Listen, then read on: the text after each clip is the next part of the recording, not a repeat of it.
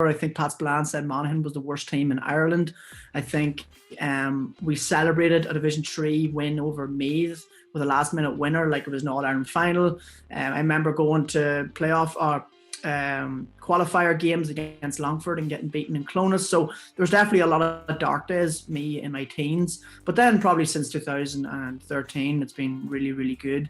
A lot of that may have been coming with the great minor teams. My minors came through. I think there was a double win in 2013. The Monaghan Minors won 2013 championship as well. So a lot of those players have stepped up, allowed Monaghan to win more Ulster championships in the last couple of years. So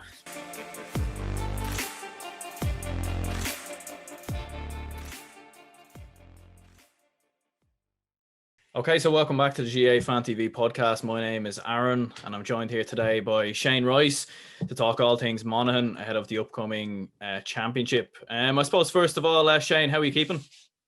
Good, Aaron. Thanks for having me on. Looking forward to the chat. Perfect. Well, I suppose, obviously, you're a very busy man, so I do appreciate you jumping on here. How would you introduce yourself, I suppose, to anyone who wouldn't be too familiar with yourself? Good question. Well, I'm probably an online coach because I've purely went online in the last couple of months, maybe the start of the year. My full title would probably be a strength coach, personal trainer. Spent a lot of time abroad in Canada, Toronto for a couple of years. Learned my trade there, came home, set up my own business, and it's purely online. My office is in Scottstown, Monaghan. So dealing with tons of clients, hundreds of clients around the world on an everyday basis. I have my own coaching app. So they get all my attention 24/7. And then during the GAA season, I'm a senior GAA coach. Currently with a team called Emmy Vale, who are in intermediate division in Monaghan. So do a lot of seminars with a lot of coaches in Ulster, and that takes up a lot of my time too. So have my feet in a couple of different areas, but mainly my clients get my main focus. And I suppose I'd imagine you're busier more than ever at the moment, especially with all the gyms closing, and I suppose with the lockdown, the first lockdown as well. I'd imagine it's been pretty chaotic, I suppose, the past couple of months or so. Yeah. I mean, the first lockdown, when it was in March, a lot of teams were still preparing for a championship in the summer, a lot of county teams, and they got in touch with me and wanted to do Zoom workouts. So it was all Zoom back in the first lockdown, which was great at the time because it allowed me to get more work, and it also allowed a platform for GAA clubs and intercounty teams to get workouts in from home with the lockdown. And then this lockdown's a bit different. I think some gyms up north are still open, and then the gyms down south are closed. So what I offered to all the players down south, if they wanted to jump on like a membership app platform where they're able to roll off home workouts in their own time rather than Zoom live. So a little bit different, but same scenario. Home workouts are super the craze right now. You got to do something because it's very easy to do nothing, especially leading up to Christmas, because we all know that Christmas is a time away from maybe the gym and whatnot. So it's very important that everyone's doing something leading up into end of October and November. And I suppose obviously you're a Monaghan man yourself. So I suppose were you relieved enough, obviously, after the draw with Meath, I suppose, avoiding relegation to Division 2? I mean, it was quite a close battle on the last day in the end. Some people might say the Monaghan were maybe going into it a bit overconfident, but I don't see the case. I mean, we watched Meath play Dublin the week before. They were fantastic against Dublin. So I think Monaghan knew that it was going to be a tough game. And luckily they got the draw and they secured their place in Division 1 for next year. That's very important that you secure your division, because if you're playing a better competition leading up into the championship, you're going to be well prepared. But that's not to say Monaghan. I mean, Monaghan won their Ulster 2013 in Division 3. So, I mean, the big ones next week, obviously against Cavan, do or die, against the local rivals. So we're all expecting Monaghan to put in a big performance, and I think they'll probably need a better performance against Cavan than they did against Meath. Yeah, Meath definitely, very good team at the moment, and they definitely showed a lot of signs of improvement really from last year. So it was definitely important for them to definitely get that point, I feel, just so they weren't kind of dragged into that last kind of relegation battle just towards the end of the game. And I suppose, what's the kind of expectation, do you think, for Monaghan this year? Because for myself personally, I feel like they're gone under the radar quite a lot. Like, a lot of people are looking at Donegal, Tyrone, but Monaghan definitely are, one of the teams that could easily win it this year. Yeah, I think Monaghan will fancy themselves on that side of the draw. I think they meet Antrim after Cavan, and then I think they don't meet Armagh, Donegal, Tyrone until the final. So it'll be good to see Donegal or Tyrone probably getting the boot in the first round, and then it'll open up. Very interested to see how Tyrone will match up against Donegal after just playing them a couple of weeks ago in the league. I think you'll see a very different Tyrone against Donegal, and I'm very excited for that. I actually would, maybe if I was a betting man, go for Tyrone, because that would be the cuteness in Mickey Hart to maybe turn them over. But in terms of Monaghan, nice draw on paper, but like we've seen before, Monaghan have been caught on the hop with Fermanagh in the past, leading up to Ulster finals. So I don't think they're going to be complacent, and I know for a fact that Banty will definitely not have them complacent and they'll be raring to go. But Cavan will definitely be no pushovers either. Yeah, and I suppose Cavan will definitely want to right the wrong of getting relegated to Division 3. So you definitely have to feel that will be a tough encounter. Do you feel like Monaghan are almost dark horses, do you think, in many ways, for even going on a bit of an All-Ireland run? Because, in 2018, they were fairly close semi-finalists, probably should have even made a final that year. Yeah, I mean, if they can get through in Ulster, well, then anything's possible, because I think the Ulster is super competitive now with Armagh stepping up. I think they got promoted there to Division 1. They're looking pretty good. They're going to be hard to beat in Ulster as well. The only thing that you might look at is the fatigue, maybe going through a couple of Ulster games we'll have on the All-Ireland series. Personally, I think it's hard to look past, obviously, Kerry and Dublin. I would give Kerry maybe the team to watch out for. I would put my money on them. I think Dublin are going through a slight transition period at the minute with some new forwards and whatnot. But Monaghan just have to get through Ulster, and then anything's possible. I think they do play probably Dublin, the Leinster champions, in the semi-final. So again, it's just one game of football. Monaghan have played very well against Dublin. I think they did very well against them in the league. Probably should have beat them. Dublin came back. So I think Monaghan probably owe Dublin one, but I know Monaghan players, they will not be looking past Ulster campaign and then take it from there. If they can get Ulster, well, then it's just 2 games to win the All-Ireland. They won't be looking at any semi-finals until they get through Ulster first. Yeah, and I suppose that is the only thing really, isn't it? Having to play 4 games to win the Ulster Championship compared to all the other teams and all the other provinces who normally only have to play 2 or 3. So that might be the only thing that might cost Monaghan, maybe, is just playing week in, week out. But I suppose, like, when you look at this Monaghan team, obviously for most neutral fans, they'd obviously look at Conor McManus as the sort of main man in that team. But like, what other players do you think in that Monaghan team this year can actually make a bit of a difference if you are to go on a push for a potential All-Ireland? I mean, Conor McManus has been spearhead of Mon attack for years now, and there is a couple of other forwards who aren't far behind him looking to step up to the plate and add those couple of scores. My own clubman, Conor McCarthy, he has been the best footballer in Monaghan for the last 2 years anyway, at club level. He probably got off to a great start in the league campaign this year. Hasn't shot the lights out maybe in the last couple of games, but he's definitely one to watch. He's absolutely fantastic and worth every penny to watch him. There is obviously the likes of younger guys like David Garland coming through. You have your Desi Ward, who's been at number 10 for a while now.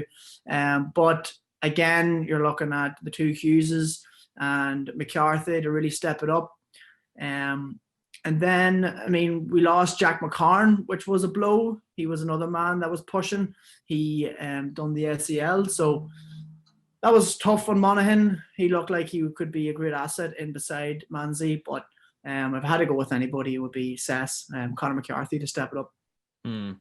Yeah, and I suppose what's it been like to, I suppose, know McCarthy and obviously play with the likes of Conor McCarthy and Rory Beggan, Darren Hughes. I suppose what's it been like to actually be involved with Scottstown and I suppose play with them?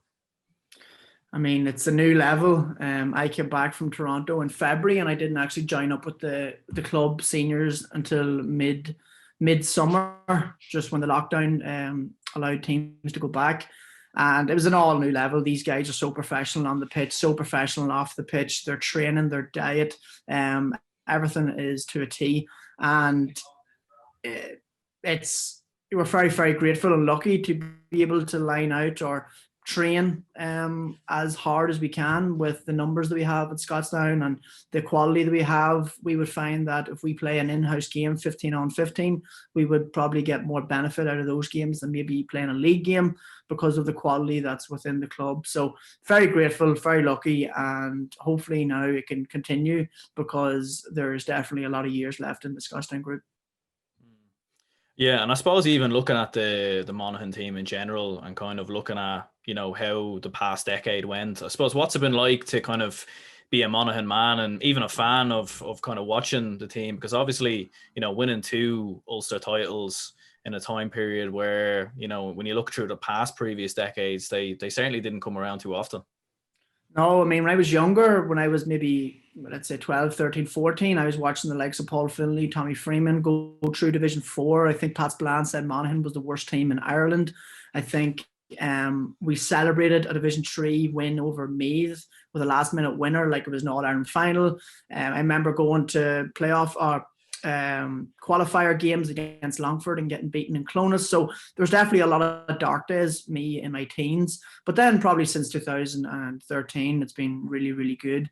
A lot of that may have been coming with the great minor teams. My minors came through. I think there was a double win in 2013. The Monaghan Minors won 2013 championship as well. So a lot of those players have stepped up, allowed Monaghan to win more Ulster championships in the last couple of years. So there's definitely a lot of dark days, but I think the work that the county board has been doing with underage teams and the new development centre, I mean, Cloughan is obviously getting better every year, and they have really focused on the underage development in the early decades. So I think that's coming to show, and there's even more youth coming through now and breaking through the under 20 teams and then the seniors. So the future's bright for Monaghan, which thank God, because there was one stage where it wasn't too great.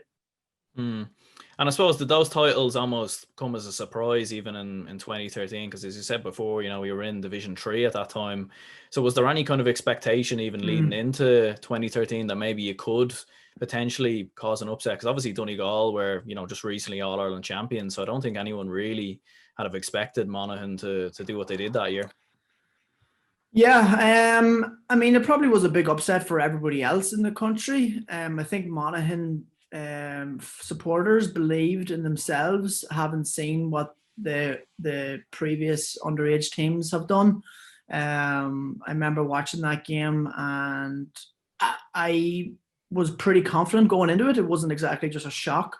I think the Mon supporters were pretty confident going into it. I think they looked good leading up to it, regardless of Division 3. Malachy O'Rourke came in 2013, looked quality. He really settled things in terms of in camp from what I hear. So the guys have great respect for him. So I think within the county wasn't a massive shock, obviously underdogs, but I think the country started to realise that Monaghan could be a force for the next 7 years, which they have been. Absolutely, yeah. I think winning those two Ulster titles definitely kind of set the bar very high for Monaghan, and I think it's even something that a lot of other counties can even take inspiration from and actually follow probably in the next kind of 5 to 10 years or so. Like where like obviously last year was kind of a real surprise year for Monaghan. It probably didn't go as well as they would have hoped. Like, what do you kind of put that down to? I know obviously you're away in Canada, so you probably wouldn't have a full insight to it, but I suppose kind of watching from the outside, where do you think it kind of went wrong there? I mean, it's very hard for any team to keep the level of consistency up. I think it was always going to be maybe Malachi's last year. I think he could have went maybe the year before. That wasn't necessarily saying that he deserved to go. It was just maybe his time. Most teams, whether it's club or inter-county, usually go some sort of change with backroom staff and management every 5 or 6 years. So it was coming towards the end of his stage. It was also coming to the end of some of the players like Vinnie Corey, Owen Lennon. Some of the older lads probably didn't maybe have the legs in it. I think they were beaten by Armagh in the qualifiers. Not sure if that, yeah. And then Armagh were obviously hungry, young team coming through. So from what I've seen, it was probably just coming towards a bit of an end. But again, shake up again, start of this year. Bandy's come in with new management styles, new management. He definitely has them raring to go. So it's some teams just go through that little patch. Yeah, like it definitely this year they've looked very bright. I remember even when they played Dublin, like they probably should have won that game. Dublin somehow managed to rescue a draw at the end. Do you think this Monaghan team get the credit they deserve sometimes? Because obviously a lot of people are probably used to Monaghan being this kind of successful team that they are now. But as we were speaking earlier, 10, 15 years ago, they certainly weren't. So do you think that a lot of these players get the credit they deserve? Yeah, I think a lot of the players that are now with the Monaghan team, they've came through university, they've won Sigersons. I think a lot of the players are well respected around Ulster. A lot of the players, there's maybe 6 or 7 Scottstown players, won a lot of championships. So there's definitely respect within the county. Regarding outside the county, I think that if you ask maybe someone from Waterford, Wicklow, they would respect Monaghan and they would count them as a good outfit. Monaghan have, they've been Division 1 for how many years now on the trot. So I think everybody gives them the credit that they deserve because, like I said, Patsblan definitely showed them disrespect maybe 10 years ago. But I think even Patsblan now would give them credit. Yeah, and I suppose Patsblan isn't one to shy away from digging into teams from Ulster anyway. But I suppose what was it like anyway to return to Scottstown? Obviously, haven't been away in Canada for a few years. What was it like to kind of be back on the pitch after such a long time away? Yeah, what I loved most about it was just the build-up of the training and how excited you would be before training, knowing what the quality would be like. And for me as a coach and someone who really looks maybe too deep into themselves in terms of what their lifestyle is like, what food they're putting into their body, what sleep they're getting, HRV, all that stuff. It was really great to put that with the Scottstown team because a lot of their players would be like that too. So in the same mindset. So I loved the professionalism of it. I obviously didn't get that professionalism abroad. Obviously, I also played with a team up in Louth who didn't go about that height of professionalism. So it really feels as if you're part of an inter-county team when you're with Scottstown. So I'm so grateful to have that every single week. I'm very lucky. I know a lot of clubs don't have that. So we're very grateful for that. In terms of playing, very disappointed the league campaign. Club league didn't go ahead this year. I felt as if the league campaign would have been great for someone like myself, just coming back after not playing at that level after 3 years. So it was very hard, obviously, to make a championship side like Scottstown just after coming off the plane from playing at a different level abroad. So on a personal note, really looking forward to 2021, putting a lot of hard work in at the minute to try and push on for that league campaign that will hopefully start in 2021 at club level. I don't see why it wouldn't. So at the minute, it's all good. And I suppose, do you think the county title for Scottstown this year meant that little bit more this year, given that obviously you lost last year, and then obviously given the world, the circumstances at the moment with COVID and all that? Yeah, it was massive that Scottstown brought Mick Duffy back, not only for us, but also the supporters. Losing in 2019, I wasn't there, but I know that it hurt a lot of lads. So we wanted to try and probably do ourselves justice and get Mick Duffy back. Thankfully, we did. And we want to keep him here for a couple of years and try to do everything we can to do that. In terms of COVID, it was probably very difficult to keep yourself in shape, try and keep yourself doing home workouts, try and keep yourself active during the first lockdown. Maybe other teams felt as if they didn't do enough, but we thought we did a really good job in trying to keep collective and trying to keep some sort of routine and habit going to allow us to perform at that level, which was great. And I suppose, like, obviously there's been a lot of talk of having the All-Ireland Club Championships maybe in February or January even. I mean, I suppose we'll have to kind of wait and see how the whole, you know, situation pans out with the lockdown and all that over the next few months. But would that be something you'd even support? And even, you know, Scottstown certainly you'd have to feel would probably be in contention maybe even for an Ulster Club Championship this year or next year. Yeah, I have heard some talk about that. I mean, it's going to be very hard now. What is it, November, basically, the start of November. Clubs are not allowed to train right now. I don't really see the clubs training before Christmas collectively. So it'll be very hard to pick that fitness back up because, yeah, you can keep fit, but to keep match fit is very, very hard to do. And I think it'll be unfair for teams to go out and play first round of Ulster in February after being 3 to 4 months off. I don't think that's fair. I also don't think it's fair that county finals will be played after Christmas. I just think for the year that's in it, look, if you finished your championship, nice one, happy days. But if you didn't, then maybe just go back to the usual format for 2021 and get a good run at it. And do I think that the teams, the GAA needed to stop club activity? No, I think they could have finished out all competitions. I think it was a good idea not to run the Ulster because, I mean, it'd be very disheartening maybe for some teams to play in Ulster, no fans. I was part of an Ulster run-in 2015, so I think it's huge to maybe hopefully aim next year, late next 2021, that the fans will be able to participate in Ulster province championships. So I think we should probably just move on to 2021 and start from scratch that way. Yeah, I suppose it will be interesting to see how it all does pan out. And obviously, like, there's been lots of talk about having like a separate window, you know, for clubs and county. Would that definitely be something you'd support? So this year, it was great having the county boys there from day one. Like, usually you would be training for the league campaign without the county boys. You wouldn't have the county boys for training unless they're beat. Monaghan would usually get a good run in Ulster, and you wouldn't see your county boys maybe for a couple of weeks before championship. So I think it was great this year to have the county boys there from the very start. For us in Scottstown, I think we have 6, maybe 7 players. So it was very, you know, it just picked the quality up of training essentially, and everyone had to push themselves to get to the standard where they are.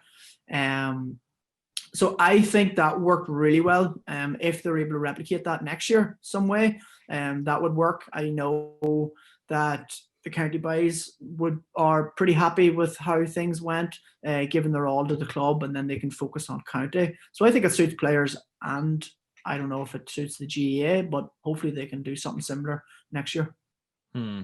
Yeah, I'd definitely be in favour for it anyway. Like, you see, like, with a lot of how competitive a lot of the club championships were, you know, and you see obviously with a lot of top teams having their inter-county stars back and how well they've done. So yeah, that would definitely be something I'd support as well, most definitely. I suppose obviously you mentioned there that you were in Canada for 5 years. I suppose, can you talk a bit about like why you moved over there and kind of what your role was? So just before I went, I took a huge interest in health and fitness, essentially, and I got my degree in personal training. It was all done part-time along with my business degree, and I had a lot more interest in the personal training rather than the business, but the business degree definitely stood to me right now, but at the time I was loving the personal training side of things, and I felt as if Ireland didn't really offer me the best experience in terms of personal training. So I knew that North America was the way to go, and I chose Toronto over New York. And my girlfriend at the time was going as well. She had a Canadian passport. So it worked out really well. And when I got there, I wanted to join a company called Good Life Fitness. Good Life Fitness has maybe 500 gyms in Canada and are the top gym global brand in Canada. They're also third in the top worldwide. So I knew the experience I would get on the floor with those guys would stand to me for the future. Whereas in Ireland, if I maybe jumped into a commercial gym, I wouldn't be trained maybe the way I wanted to. So I felt as if going abroad was the step in the right direction, which thankfully it definitely was. I wouldn't be in the situation right now to be fully self-employed in my own business if I didn't go abroad. And then obviously Toronto is a beautiful city. Canada's amazing. The people are amazing, and love the lifestyle of it, where I feel as if I suit the big city life coming from a country, coming from the countryside. So loved every moment of it. And I'd imagine obviously that experience of being in Canada and everything you were kind of involved with there, did that kind of give you then the motivation? Because obviously periodization coaching, I might have said that wrong. I'm bad with words. No, you're fine. All good. But did that kind of did that kind of give you the motivation to kind of set that up then?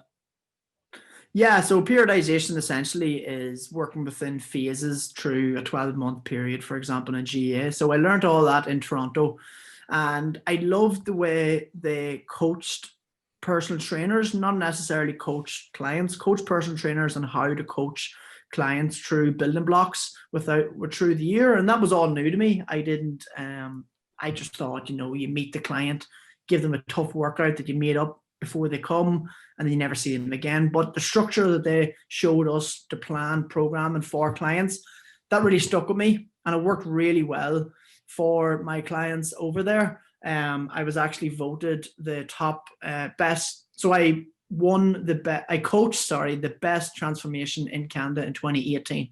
So the guy lost about 150 pounds, which was insane. And he went through a very hard time leading up to the weight gain, and then he dropped the weight, and his whole lifestyle and his general life changed, and we won that. And that was using periodization. So when I came home, I wanted to bring this idea of periodization and working within phases and building blocks within programming to GAA players. Because especially at club level, because a lot of clubs don't really have strength and conditioning coaches. A lot of club players find it hard to find the right material online. So that gave me motivation to push as much content that I learned over there to the GAA players. The goal this year or even next year will be to fly over and back to Toronto, maybe do more courses, get more learning. But obviously COVID has put a dampener in that. And that's really where the whole business side of things came from. Yeah, that's really where we're at right now. Very good, yeah. And I suppose obviously you work with a lot of footballers. So I suppose was it a bit challenging then kind of during that lockdown time, because obviously for a lot of players, I suppose with a lot of players generally, you're kind of used to continuously training, moving, and then all of a sudden you have to stop and, you're doing home workouts and running everywhere. So what was that kind of like working with some footballers like during that lockdown period? Yeah, so usually footballers will have like a macro cycle, for example, where they know when they're playing league, they know when they're playing championship, they know when their off season is, they know when the preseason is. And I felt as if because of COVID and because of lockdowns, some players maybe had 3 preseasons in 1 year because they never knew when the season was going to start.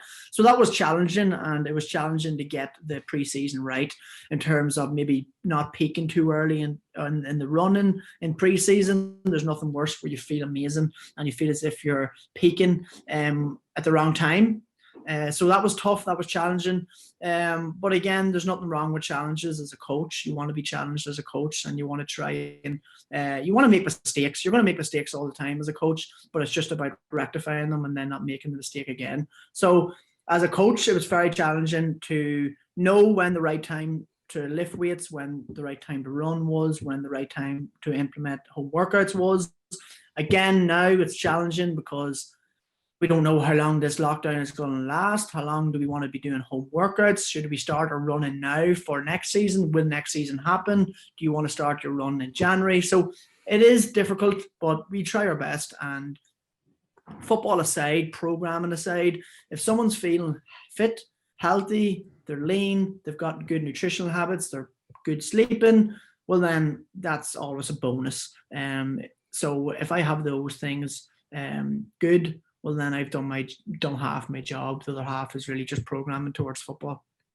And do you think even injuries might be a big factor with a lot of county players this year? Because obviously there's quite a short turnover between matches compared to previous years, and from a lot of people I've spoken to, I think injuries is kind of something that a lot of people are concerned about. So like how do you think that a lot of players could actually, you know, kind of combat that? I mean, in terms of injuries, and you know, how would you kind of go about that, I suppose? Yeah, so I mean, the first lockdown, it didn't just hit GAA, it hit all sports worldwide. And then when, for example, the NFL came back, the NBA, there was a lot more injuries, a lot more common injuries, especially in the hamstrings, for example, because the players just stopped playing the sport. And when the GAA went into lockdown, especially the first one, a lot of players probably thought there was no GAA going to be played this year, and they didn't sprint, they didn't get on the pitch, they didn't move in movements that they would usually do on the pitch. So when they did have to go into train, teams and coaches didn't have that much time to prepare their fitness, so they were all going gung-ho. I knew that when I brought my team in, which is ME Vale, into their maybe pre-season during the summer, 6 weeks out from championship, and this is all guesswork because we didn't even know if there was going to be a championship. You had to ease them in slowly, and maybe some coaches rush them too much and maybe push them too much with too high intensity and too high a volume, and that allowed some issues like hamstring injuries. So if I was a player now, just like any off season, you definitely don't want to be sitting around and say that you'd get fit after Christmas. You still want to be doing things like recreational sport, maybe a 7-a-side soccer, moving in different patterns, different planes. So a lot of my clients now are on the pitch twice a week, 3 times a week, doing some sort of running. So when they do go back in January or February, they're robust enough to take that volume and take that intensity that their team coach will put them through. Whereas if players are not doing consistent some sort of work, they might have problems. Intercounty lads now, it seems as if aren't too bad in terms of injuries with the championship. I think because they probably did a club campaign, whereas if they didn't have the club and went straight into intercounty, you might see more issues. But there's definitely a lot of issues at the start when players went from lockdown straight into club football because the body wasn't used to the amount of volume of running and intensity. And obviously the get over movement as well. Something you started on Instagram. I'm definitely a big fan of that. What made you kind of start that, I suppose? Because definitely it was definitely. I should probably the get over movement sometimes goes over my head because I actually have a lot of videos there that I still need to post, and every time somebody mentions it, I'm like, oh, I gotta post more, and I feel bad because I haven't been posting. The get over movement is really big, and I probably should be doing a lot more of it. And I could post 10 videos a day, 5 videos a day easy, and I should probably get back on that. But the get over movement probably started when I was in Toronto, and I did something that a lot of players to this day definitely don't do. I goes, you know what? I'm going to take a video, or someone's going to be in the crowd recording anytime I score a point. When I was in Toronto, I was scoring pretty well, probably because the standard wouldn't be up to the same level as it is here. And I would post those scores, and something that a lot of players, especially up in Ulster, might shout is get over whenever your teammate scores, okay? It's kind of a psychological thing where you might roar as loud as you can when a teammate or you score to try and win a psychological battle over the other team. So I started that movement. I started posting my own scores. And then these young guys would start sending me their scores. And I thought this was great because it was showing me that they had the confidence to not feel as if they are ashamed to be on social media of scoring a great point. I mean, there is some kids out there or teenagers or even on 20-year-olds, 30-year-olds that would probably like their score to be advertised on social media or on TV or whatever, but they don't want to feel as if they're the ones putting it up. So they sent it to me, and then I tagged them, and then I started doing, in 2017, 2018, I picked one player from every single club in Tyrone. So, for example, I had Errol Kieran, a player from their club, send me a get over score, and the scores were coming in hot and heavy, and there was people doing like flick ups and on the volley over the bar. There was loads of different trick shots, and that's where it took off. And Tyrone are a very competitive county, and every player was trying to outbeat the score that was put up yesterday and so on. So I covered all of Tyrone, all of Armagh, all of Galway, got to Cork.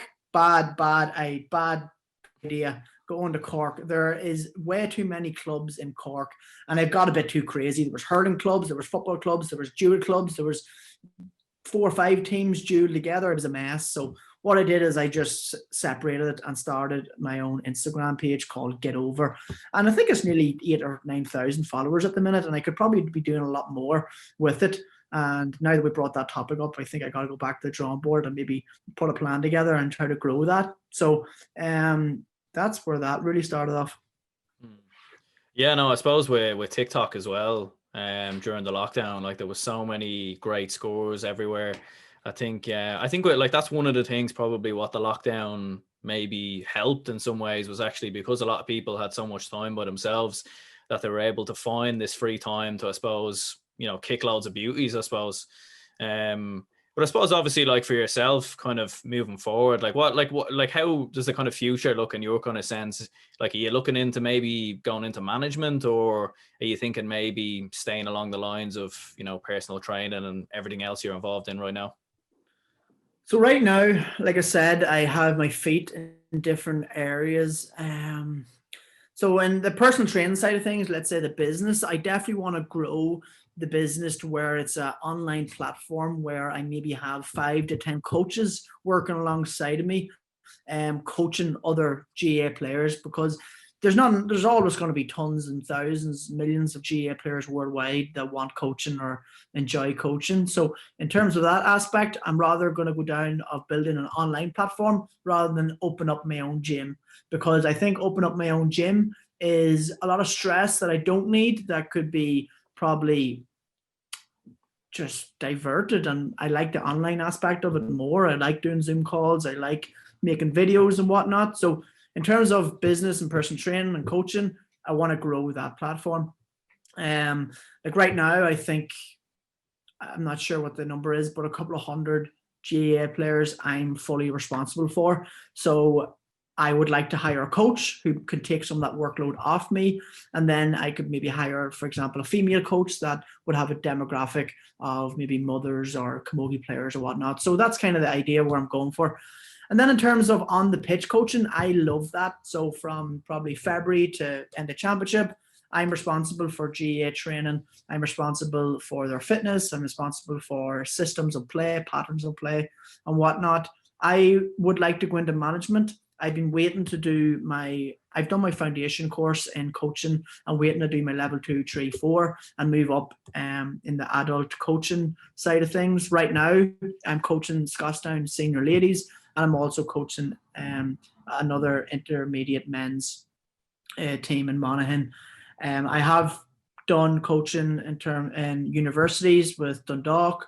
I did a bit of coaching in Toronto at a small level as well. So I really like that side of things. I just need to improve my knowledge in terms of systems of play and learning from the McEntees from Armagh, which I do seminars with, Tony Scullion, and then also learning from the management team that we have in Scottstown. I mean, they're fantastic as well. So those two things, that's kind of the path that I want to go. But again, I work with businesses like Healthy Kiev as well. I want them to grow their meal company. A couple of other businesses that I'm affiliated with. I work with Avonmore as well. So I want to grow in every aspect in terms of business wise. And then obviously in a personal note, really try and make my mark in club football and Monaghan. Definitely, yeah.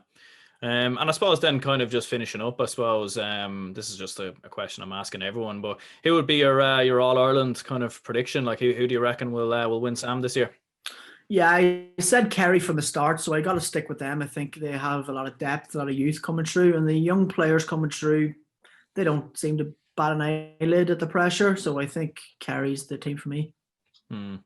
Yeah, no, I actually agree. Funnily enough, even as a Dublin man, as much as it pains me to say it, I actually have a feeling that Kerry will win it as well this year. And then I suppose, like, if anyone watching this is looking to find you, whereabouts would they go? So you can go to my Instagram page. It's just Coach Shane Rice. And then Facebook is the exact same, Coach Shane Rice. But then my website, if you're interested in any coaching online, is GAA Periodization.com, and you'll find The three categories there. Number one is one-to-one coaching, which is probably the most popular. Number two is a transformation challenge that I run every 6 weeks. And then the third one, which is currently running just because it's another lockdown, is a membership program for the home workouts, where you're able to get the home workouts, 4 home workouts to your device, your phone every week, and then you cast it up to the TV, and then you just get to work for 30 minutes. And that's what I'm running right now, and that's where you can find me at. Perfect. Well, cheers for your time, Shane, anyway, and yeah, best of luck with everything coming up in the next few months anyway. Thanks, Aaron. Love the chat.